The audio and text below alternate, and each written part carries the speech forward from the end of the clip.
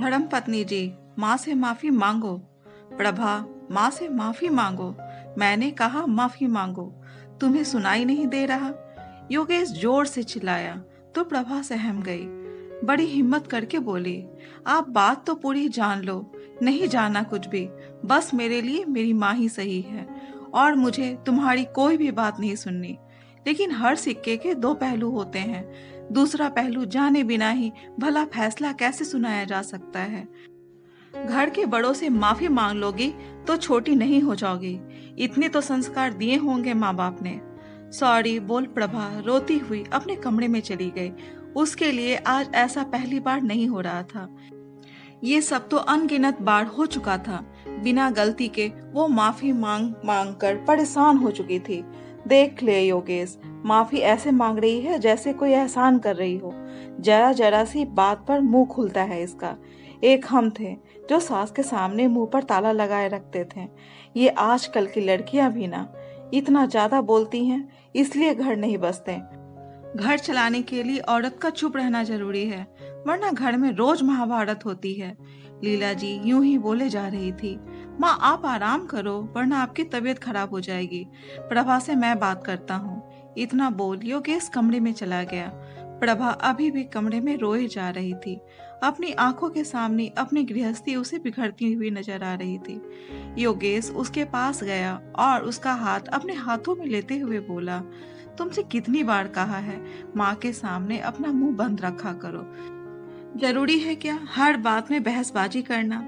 आज मैं काफी खुश था, इसलिए तुम्हारे लिए चॉकलेट और तोहफे लाया था। लेकिन घर में घुसा तो घुसते ही लड़ाई झगड़ा देखने को मिल गया। सारा मूड खराब हो गया। इतना बोल योगेश ने तोहफे और चॉकलेट प्रभा की तरफ बढ़ा दिए। प्रभा ने लेने से इनकार करते हुए कहा, योगेश आपको कैसे पता मैं बहसबाजी कर रही थी? आप तो अभी आए और जब आप आए तब माँ बहसबाजी कर रही थी, ना कि मैं। लेकिन आपने पूरी बात जानने की कोशिश भी नहीं की और सीधा मुझ पर चिल्लाना चालू कर दिया।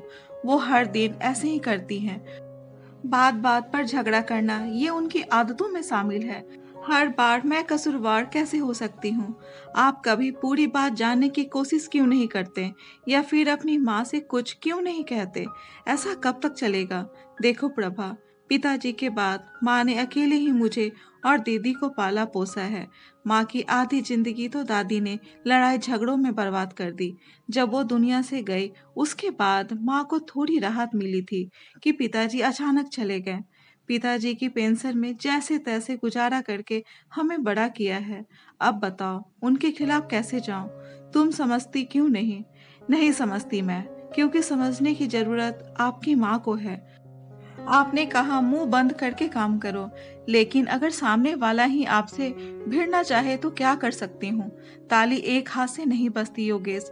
तो फिर ये तो रिश्ते हैं, एक तरफ से कैसे निभाए जा सकते हैं? माना तुम्हारी माँ ने तुम्हारे लिए बहुत कुछ किया है, लेकिन मैं भी तो अपना सब कुछ आपके लिए छोड़ कर आई हूँ। माँ को अच्छा फील करवाने के लिए बीबी को जब चाहे नीचा दिखाना कहाँ तक ठीक है? बंद कमरे में आपके मुंह से फूल झड़ते हैं, लेकिन माँ के सामने एक शब्द नहीं निकलता मुंह से। माँ को बुरा नहीं लगना चाहिए, चाहे बीवी को कितना भी बुरा लगे। अपमान के घूंट अब और नहीं पी सकती। बंद कमरे में कभी चॉकलेट कभी तोहफे नहीं चाहिए। ये सब सम्मान चाहिए मुझे, जो इस घर की बहू होने के नाते मिलना चाहिए। बस वही चाहिए, और वो तब मिलेगा जब आप मेरे लिए कुछ बोलेंगे। मेरे लिए भी बोलना सीखो, वरना मैं हमेशा बिना कसूर के माफी मांगती रह जाऊंगी। इतना बोल प्रभा मुंह फेर पेट पर लेट गई। इधर योगेश असमंजस में था कि क्या करे। माँ को कुछ कह नहीं सकता और हर बार प्रभा को समझा समझा कर भी थक गया था।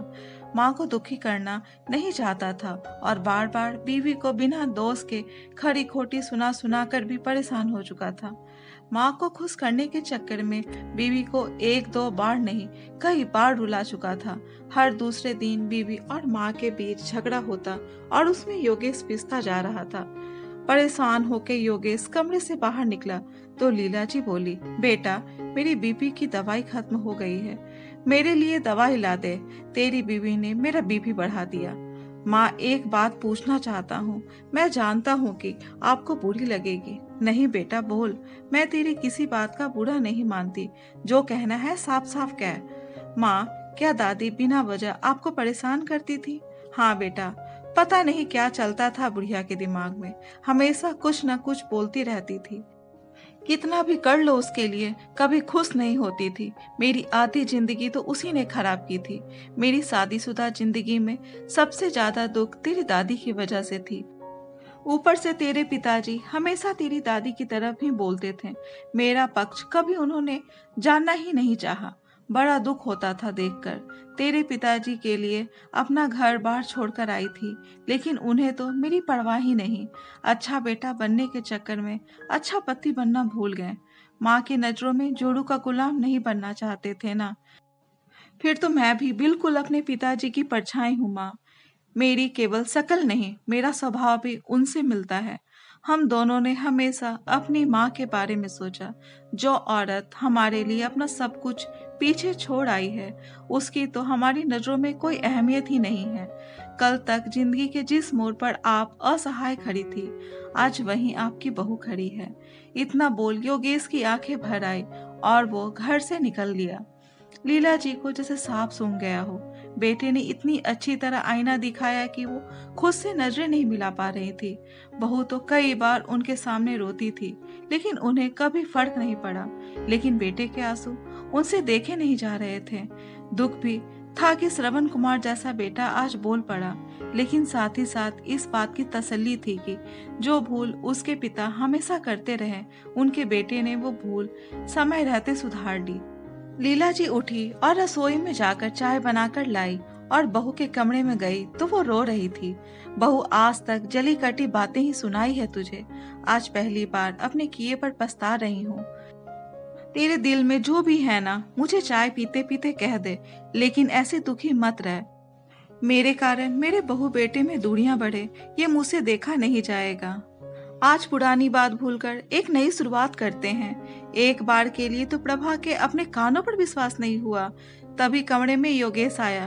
लीला जी बोली, बेटा हम दोनों ने बहू का दिल दुखाया है, चल हम अब दोनों ही उसे मना लेते हैं। योगेश भी माँ को देखता रह गया।